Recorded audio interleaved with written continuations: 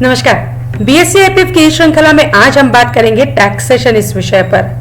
Taxation एक वो अहम विषय होता है कि आप भले ही म्यूचुअल फंड में निवेश इक्विटी में करें या डेट में करें, लेकिन जब वहां से पैसा निकलता है तो कितना टैक्स हमें देना पड़ता है उस पर हम आज चर्चा करेंगे।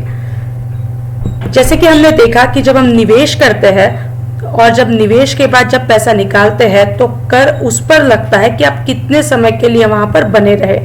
यदि आप इक्विटी में निवेश कर रहे हैं तो 12 महीने के लिए जो समय रहेगा उसको शॉर्ट टर्म माना जाएगा और 12 महीने के पश्चात उसको लॉन्ग टर्म माना जाएगा।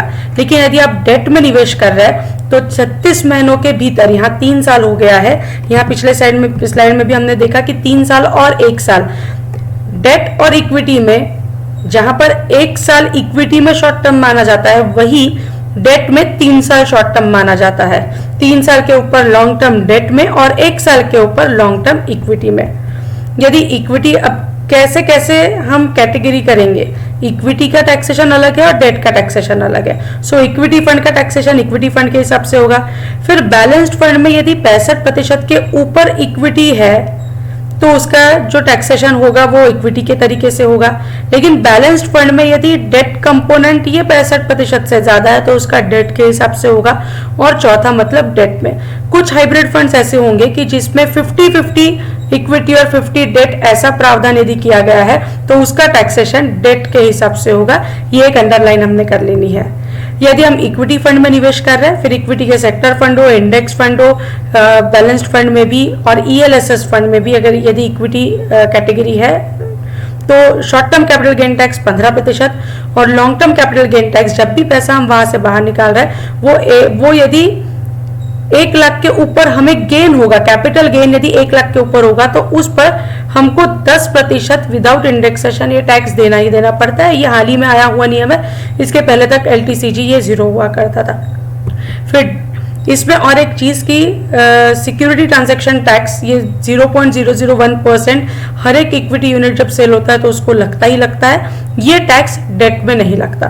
सो डेट में कौन से टैक्स लगता है, वहां पर short term capital gain tax, आपकी जो इनकम टैक्स स्लैब होगी उसके हिसाब से आपको टैक्स देना पड़ेगा। और दूसरा long term capital gain tax 20% indexation के साथ। अब इंडेक्सेशन क्या होता है हमने पिछले सत्र में उसमें चर्चा करी थी।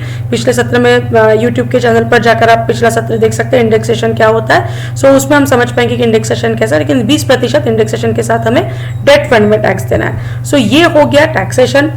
अब हमने देखा कि 20% विद इंडेक्सेशन देना पड़ता है और इसमें भी 10% विदाउट इंडेक्सेशन लॉन्ग टर्म में 1 लाख के ऊपर होगा तो देना पड़ता है।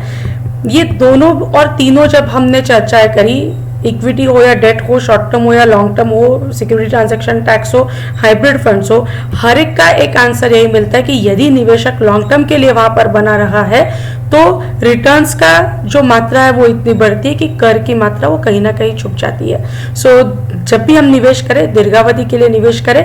टैक्स के बारे में हमने संक्षिप्त में आज जाना है, लेकिन टैक्स के बारे में एक बार सीए के साथ भी जरूर हमने संपर्क कर लेना चाहिए। निवेश करने के लिए एक बहुत अच्छा समय है। लॉकडाउन की इस घड़ी में आपके तक ये सत्र लेकर आ रहे हैं बीएससी आईपीएफ और सेबी। सो कमेंट सेक्शन में अपना नाम और ईमेल एड्रेस तो जरूर लिखिए। साथ ही साथ बीएससी आईपीएफ और सेबी को धन्यवाद बोलना मत भूलिएगा। घर पर रहिए, सुरक्षित रहिए। धन्यवाद।